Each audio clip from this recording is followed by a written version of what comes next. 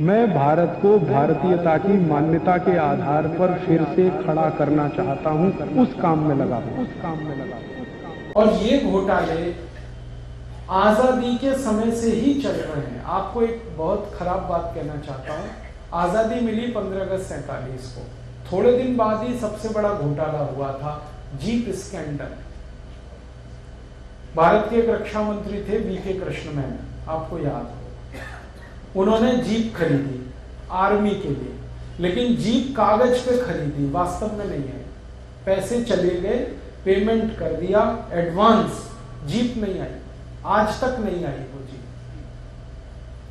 वो पैसे कहां चले गए? विदेशी बैंकों के खातों में जमा। और जब वीके कृष्ण मेनन को ये कहा गया कि भाई आपने तो बहुत बड़ा घोटाला कर दिया, तो उन्होंने पता उत्तर क्या दिया था? शराब के नशे में मैंने फाइल पे साइन कर दिया, मुझे पता ही नहीं। माने ऐसा आदमी जो शराब पी के फाइल साइन कर रहा है, उसको देश का रक्षा मंत्री बना दिया। आप बोलेंगे जी कारण क्या था? बस इतना कि उनकी नेहरू जी से बड़ी यारी थी। नेहरू जी के वो पक्के यार थे वीके कृष्ण मेनन, और पक्की यारी क्या होती है वो परिभाषा आप सब अच्छे से जानते हैं। खाली इसलिए वो देश के रक्षा मंत्री थे कि वो नेहरू जी के परम मित्र, पक्के यार। और ऐसा आदमी जो शराब के नशे में ऑफिस में बैठता है। हमारे बाहर के देशों में राजदूत होते हैं, तो ये वीके कृष्ण मेनन जब भी विदेश यात्रा में गए, हर एक राजदूत से एक ही शिकायत आती थी, ये नशे में इतने दुत्त रहते हैं कि इन्हें कुछ पता नहीं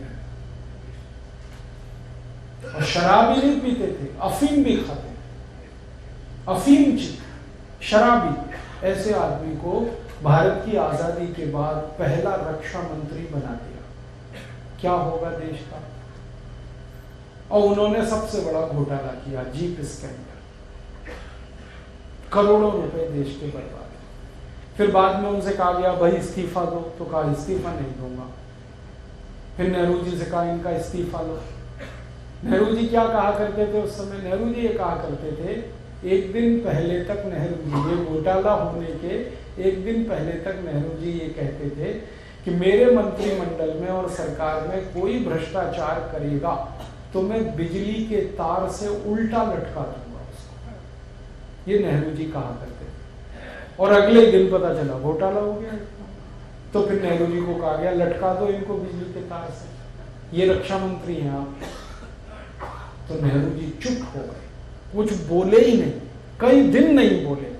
फिर एक दिन उन्होंने मुंह खोला और ये कहा कि भारत में ये जो प्रजातंत्र की गाड़ी चलती है, ये बिना भ्रष्टाचार के तेल के नहीं चल सकती। ये कह दिया, मतलब इस प्रजातंत्र में भ्रष्टाचार होना अवश्य जरूरी है, नहीं तो ये चलेगा ही नहीं डेमोक्रेसी। तो अब आप सोचो कि ये प्रजातंत्र है या लूट तंत्र है? ये लोकतंत्र है या लूट तंत्र, जिसमें भ्रष्टाचार तो होना ही है। हमारे प्रधानमंत्री ने स्वीकार कर लिया, फिर उसके बाद तो बहस ही खत्म हो गई जब प्राइम मिनिस्टर ने ये कह दिया कि ये तो होना ही है करप्शन। तो तब से ये करप्शन हमारी सरकार के लिए महत्व का मुद्दा ही नहीं।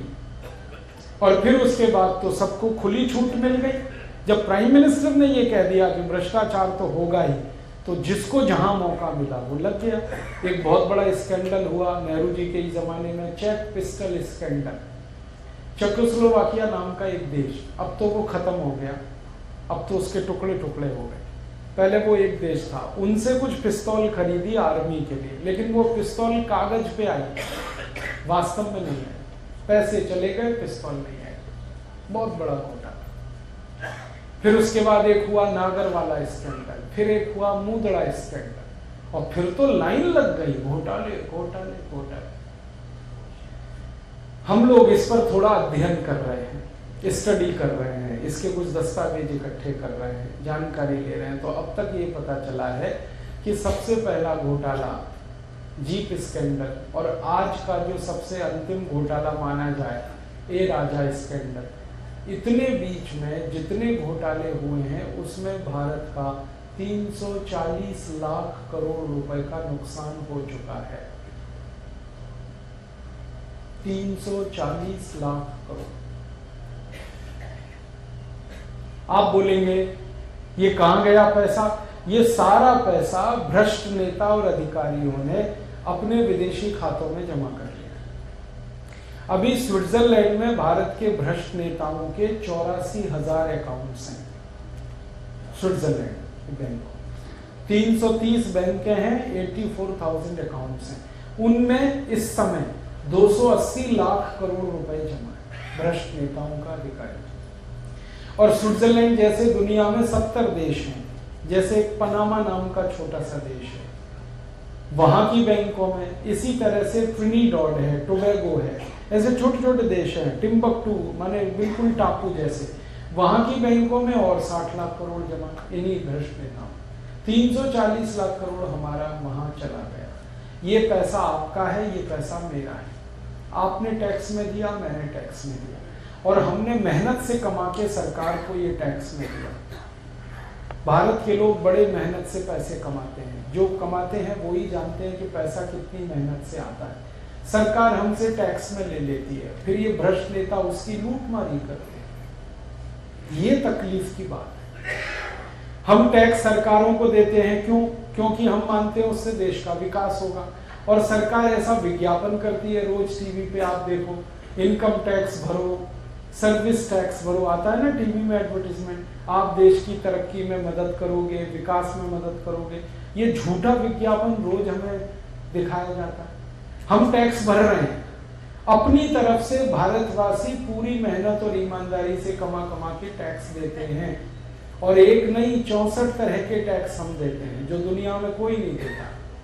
हम इनकम टैक्स देते हैं, हम कॉर्पोरेट टैक्स देते हैं, हम सेंट्रल एक्साइज देते हैं, हम सेंट्रल सेल्स टैक्स देते हैं, हम वैल्यू एडेड टैक्स देते हैं, हम सर्विस टैक्स देते हैं, रोड टैक्स देते हैं, टोल टैक्स देते हैं। 64 तरह के टैक्स हम देते हैं।